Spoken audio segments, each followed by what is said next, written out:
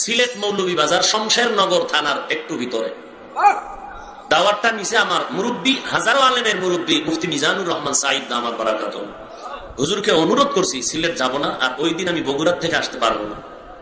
পরের দিন আমার ঢাকাতে 2 মাহফিল, আবার এর পরের দিন আমার কুয়াকাটা, জহুরের পরে বয়ান। হুজুর অনেক অনুরোধ করলেন, মুরব্বীর কথা মাইন্না জীবনে বড় হয়েছি, এলেম আমল নাই, তো হুজুরের কথায় মানলাম। হুজুরে কার কথায় দাওয়াত নেয়? হের এক ছাত্র মৌলভীবাজারের, মাওলানা খোবায়েবুল্লাহ।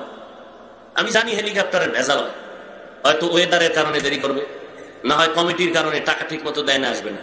আর হেলিকপ্টারের ডেট নিতে চাই না, নিতে গেল আমরা নাম্বার দিয়ে কই তোমরা যোগাযোগ করে টাকা পয়সা যা চায় আগে আগে ওখানে যাও। হেলিকপ্টার আইসা আমার যে টাইম দিবে বয়ানের, আমি ওই টাইম বয়ান করবো।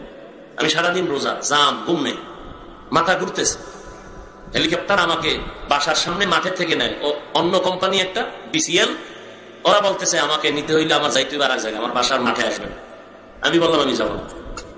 শেষ পর্যন্ত তারা কোম্পানি কমিটির লগে মিজান সাহেব হুজুরে গেছে এয়ারপোর্ট প্রায় 1টার আগে, সেখানে গিয়া কথাবার্তা বললে বলছে হ্যাঁ আসবে, ঠিক আছে আসো।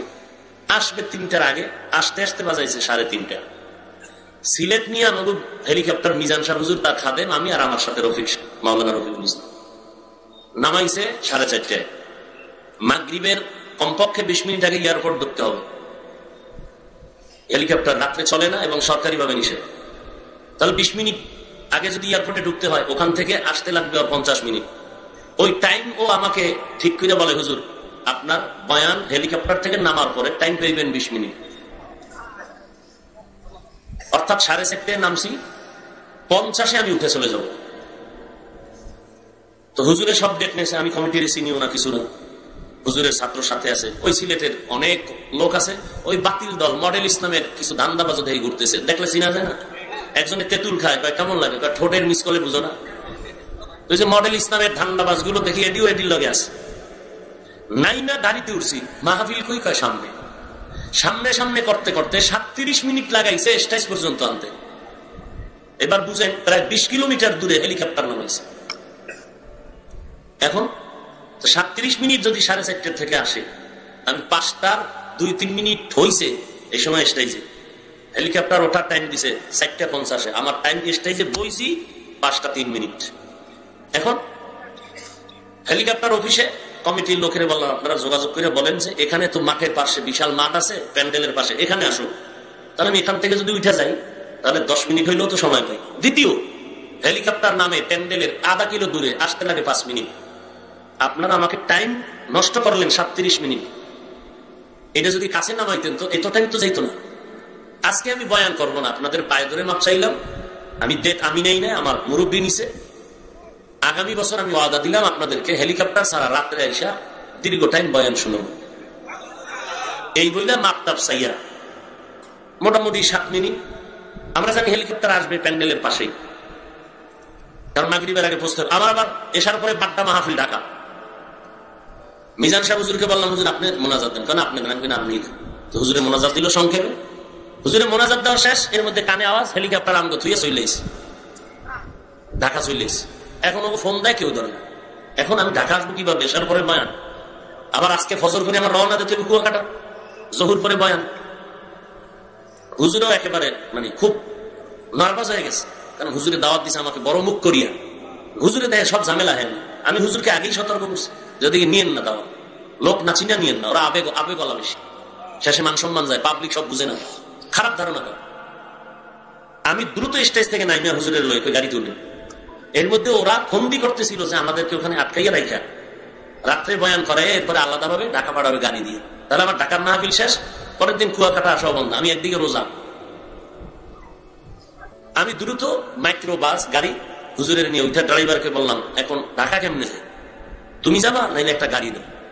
চিন্তা করলাম গাড়ি নিয়ে সেই শমশেরনগর থেকে মৌলভীবাজার, সেখান থেকে শ্রীমঙ্গল, সেখান থেকে ঢাকা আসতে রাত্র 2টা বাজে। হঠাৎ বুদ্ধি আসলো যে ডাইরেক্ট সিলেট যাই, রাত্রে বিমান আছে। 8:20 বিমান নিউজ বাংলা, 9:20 নভোয়ার, 10টার পরে আছে বাংলাদেশ বিমান। তবে 9টারটাও যদি ধরতে পারি তাহলে আমি ঢাকা গিয়ে বয়ান করতে পারবো। এখন টিকিট কেমনে পাই? ঢাকা এয়ারপোর্টে লোক আছে, ফোন দিলাম, ধরে না। হুজুরও চেষ্টা করতেছে, এদিকে ইফতারি নাই, পানি আসছিল, একদম পানি খেয়ে ইফতারি করলাম, গাড়ি চলতেছে। সিলেট যাইতে লাগবে 2.5 ঘন্টা। ইউএস বাংলা সিট আছে 8:20, কিন্তু আমরা 8:20 পৌঁছতে পারবো না, সিটও নেয় নাই। বহু চেষ্টার পরে হঠাৎ ফোন ধরছে, ভাই দ্রুত আমাদেরকে 4 জন আমরা একটা টিকিটের ব্যবস্থা করেন, বিমানে ঢাকা যেতে হবে। এই ভেজালে পড়ছি, হেলিকপ্টার আমাদেরকে ছেড়ে চলে গেছে। একটু নামাইছি বহুত দূরে, আবার আমার বাসায় আসতেও দেরি করছে। যদি 2টায় আসতো, 2:30 আসতো, তাহলে ওখানে গিয়ে আরো টাইম পেতাম। তাদের যোগাযোগের গ্যাপের কারণে ওরা আসতেই দেরি করছে।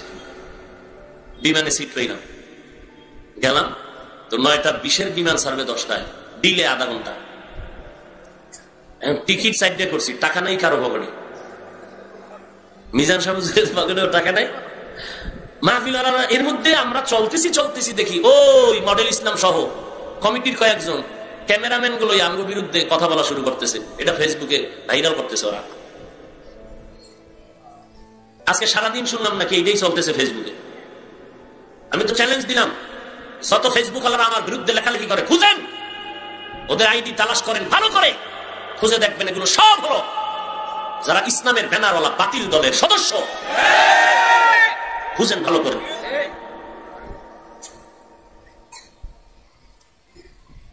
এরপর বিকাশে হুজুরে টাকা আনাইলেন, আমার সাথে রফিকের কইলাম তোর কাছে টাকা আছে না, বিকাশ থেকে টাকা আনাই না, টিকিট রেডি কইরা।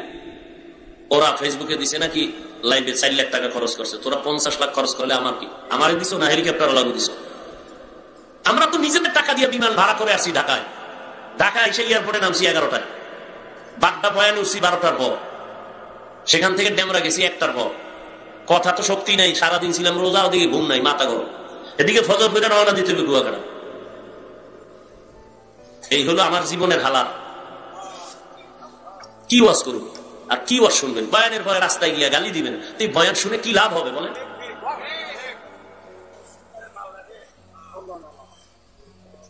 ডাইরেক্ট মাইল লাগে দেখা করছি বাসায় গিয়ে। একটু আগে আমার মহিপুর থানার ওসি ফোন দিল, আসলেন একটু দেখা করুন, পারলাম না। আমি আমার মায়ের সাথে শুধু একটু দেখা করছি আর 2 ভাত খাইছি, খাইয়া দ্রুত ওখানে বয়ান আসছে।